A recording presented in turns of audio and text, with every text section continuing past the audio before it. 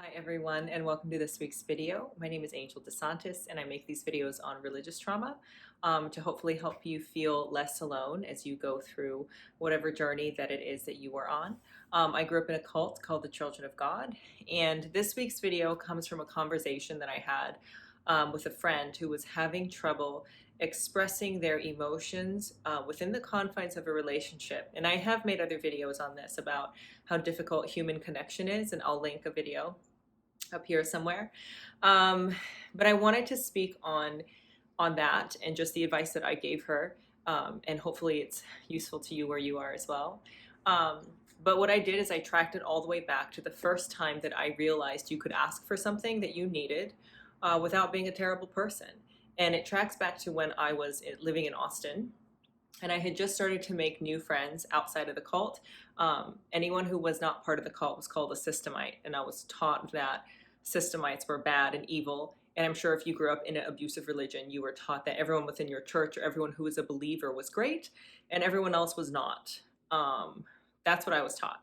So I had been starting to get to know this wonderful woman, and she was a Systemite friend. And she's just like, to this day, one of the loveliest people that I know. I really love, admire, and respect her. And as we were getting to know each other, one night she invited me out to dinner, and I went with her. And she, again, incredible woman, really, really thoughtful of other people. And we sit down to have dinner. We're at this nice Italian place, and she asked the waiter for the wine menu. The waiter comes over, and she goes through the wine menu, and she's down to two different wines that she couldn't pick between. And she said, like, super casually, like it wasn't a big deal, she was like, can you bring me a little bit of both in like two separate glasses, and then I'll pick which one I like? And the waiter was like, sure. And the waiter left, and they came back, gave her two different glasses, she tried them, she picked one, and the waiter brought her that glass of wine that she preferred. And I went home after this dinner, and I remember sitting there and turning it over in my head, being like, wait, that's a super selfish thing to do. She did a selfish thing, but from my knowledge of her, she's not a selfish person. But asking for what she wanted is a really selfish action. And I couldn't figure it out. I was like, wait, she just did something that was like only thought of herself. But I know her, and she's a really good person. And so I sat there for a really long time until I figured out that asking for what you want is not a bad thing. And like, that's literally exactly how that's supposed to go. Like, that scene played out how it was supposed to, but me coming from a religious trauma background, where I was taught that none of my wants, emotions, and needs mattered, that situation, that interaction didn't make sense to me. And tracking it back to the woman that I was talking to earlier about her having communication issues in her relationship, the advice that I gave her is I said, have you shared the lack with your partner yet? And she said, what do you mean? And I said, well, unless you show someone where your lack is, they don't know how to help you. And it is actually a really wonderful and gracious thing to be able to show somebody where the lack is and how they can help you. Because if, say, there's an interaction between two people, and one of them says, hey, I don't feel well, and the other person says, how can I help? Unless the first person knows where the wound is and how it can be better helped, then they cannot show you how to help them. But it is actually a very gracious thing to be able to tell somebody, hey, I'm hurting, this is how I need help, can you help me? It then allows them to come in and help, and then that's how like human interaction and connection is created. But growing up as I did in a religiously abusive environment, I was taught that the best thing that I could be was a workhorse. Like, the less I complained, the better a Christian I was, the more pain I could bear silently, and the more I could suffer. Like, there's a whole song, Gladly the Cross I'd Bear. And it's all about the like suppression of your own emotions, not acknowledging your emotional needs and wants, not acknowledging like what you need for your mental health or your emotional growth. It's all about suppression and what work can you do for the church for free. And so coming out of that and then learning how to be able to express the things that you need can be difficult, but if this is resonating with you, I challenge you to try and change your thinking to understanding what a actual beautiful thing it is to be able to tell somebody where the lack is and how you need help. Because I think most of us, this is just human nature, we want to help people. When there's a crisis, people want to help. It's a really beautiful thing. It's why, GoFundMe is a thing.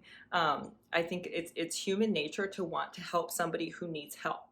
But unless they can show you how they need help, you cannot connect with them, and the connection is severed. So if I'm sitting here and I say, hey, everyone watching, the way that I need help is I need ibuprofen. Can you please send ibuprofen to this address because I'm in pain? Then it's an easy fix. You feel like you can help me. I feel helped by you. You feel like you have helped me, and that's a beautiful thing. If I just get on here and say, hey, I'm in pain, and you say, how can I help? And I can't get, and I refuse to show you where the lack is, that doesn't make me strong. That doesn't make anything better. There's no connection. There's no next step. All that you know is that I'm in pain, and I refuse to tell you anything else. So, um, my advice is to take yourself into consideration as a full human being. And what I mean by that is your wants and your emotions and your thoughts all make up who you are as a human being. So take your thoughts, take your emotion, and take your wants into consideration in your interactions in your everyday life and in your interactions with other. It is actually a very beneficial thing to be able to show someone where the lack is in your life and how someone can help you. And it is a wonderful thing. I consider it a wonderful thing when somebody says, hey, this is where I'm hurt. Either they say, this is where I need help, or they say, I think I need to go through this by myself, but I would love to know that you're supporting from afar. And either way, I can help.